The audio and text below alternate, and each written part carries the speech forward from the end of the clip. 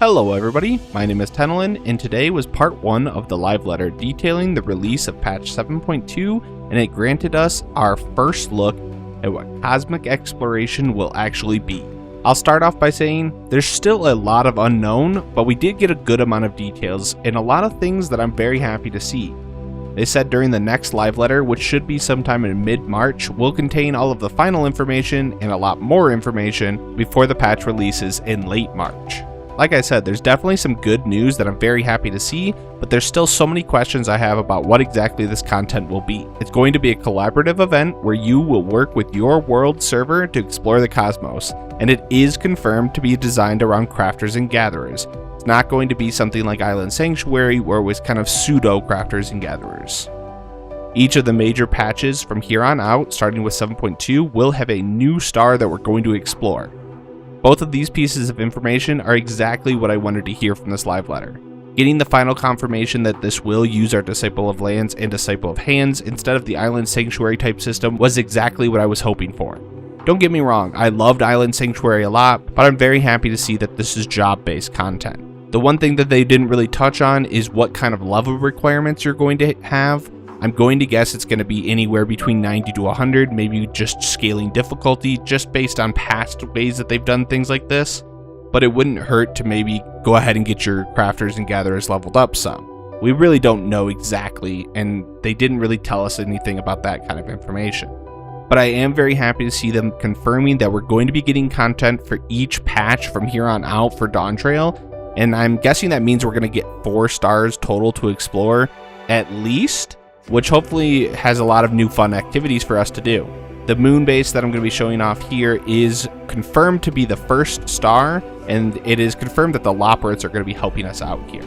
It being a collaborative event that we work with our entire world with is exactly the type of content that we needed for this MMO though. Island Sanctuary lacked that massively multiplayer feel, and that was really one of my bigger disappointments with it.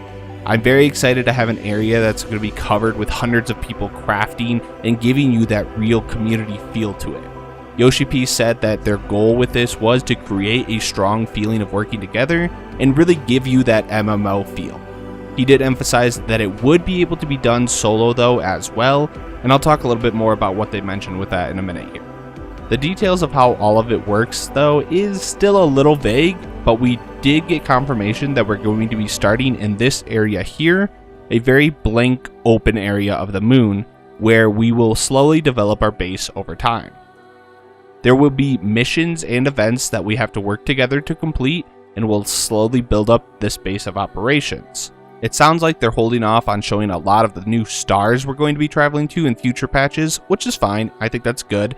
I'd rather get a surprise while we're developing and visiting over the patches. I'm assuming that's going to be similar to how the diadem worked in Ishgard Restoration, where the majority of the items we're going to be needing in order to craft the new recipes for these events will be tied somehow to the stars that we travel to. That's my hope, at least. Maybe be able to tie that in with a little bit of the actual existing materials in the real world, but we'll kind of have to see how that one plays out. If it's not like Diadem then, which after reading a little bit more about what other people understood of the live letter, I have seen that some people think that each of these stars will essentially be blank slates, and we're going to build up a base on each individual star one by one. That makes it so it's not like the stars are gathering areas like the Diadem, but instead are each individual base builds that we get with each new patch. If that is the case, I'm not sure if I actually prefer it to be like each of the stars is a location we go to gather on, but I think the idea of building up a base on each new star is more interesting, and it gives a little bit more of a creative feel where hopefully we get some cool, unique environments on each one in a different style of base. I think if we go there and we build this same exact aesthetic of architecture on each of these stars, that will be a little bit boring.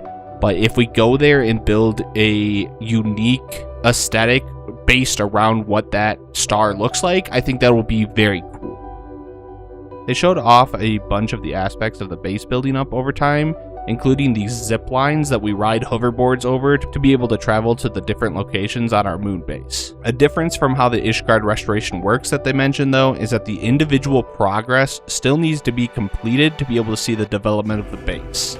Essentially that means they've added a sort of system to make it so that no matter when you join the event, you'll be able to see your base progress and build up over time. That's very different from the Ishgard restoration, where if you weren't there during each of the patches, you weren't able to see the buildup of Ishgard and the buildup of the firmament, which we now have as the housing ward for Ishgard, which was one of the major gripes that people had with that patch in particular. It really just kind of made it feel like you missed something if you weren't playing during that time.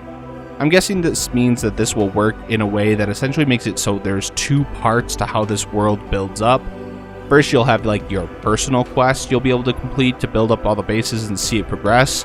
Once you've caught up with those, if you're playing during the patch, the community will probably have to work together to reach a threshold to unlock the next step for our world, which will give you the next personal quest that you'll have to do to then see the base actually progress. This is just a guess though. I don't know exactly how this system's going to work, but it does sound like they've found a good solution to the issue that people had with Ishgard, and it allows the content to be played at any point in the future for new players, which is always a great thing. They showed off a decent amount of new rewards, and they're all very tied to the aesthetic of this moon base and space travel. We have what looks like a mining mecha that I'm guessing we're going to be getting for a mount, which is really cool. And we have this clothing here, which was confirmed to be a wearable glam, as that is the Warrior of Light wearing that. We also have what looks like maybe is housing items, these tubes that we have, essentially like weird little prison tubes.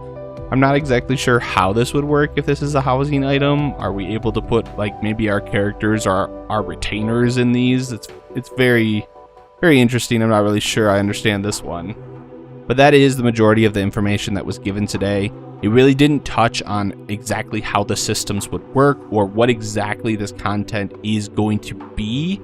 It was more just kind of this vague idea of giving us the confirmation that it is crafter-gatherer related and it is world-building collaborative event.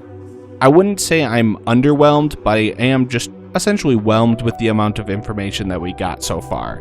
I really am excited for this. I think this does push me into the more comfortable excitement level where everything that I'm expecting from this does seem to fall in line so far, but I am still nervous to see exactly what this content is going to be. I think they could have given us a little bit more information to get an idea of what's going on, but I guess we'll just have to wait till next month to see exactly what that means. I am still very excited for this content. I think this is exactly the type of content that I've been wanting, but I am just nervous to get too overhyped because I don't really know enough yet. What do you think though? Where do you feel about Cosmic Exploration so far? Do you think it's going to be another Ishgard restoration? Is Yoshi P finally going to cave in and tell us we're getting high scores again? Because I really, really want a high scoreboard. I don't know though. We'll have to wait and see until the next live letter, but until then, we could just keep speculating. Thank you very much for watching, and hope you have a good one.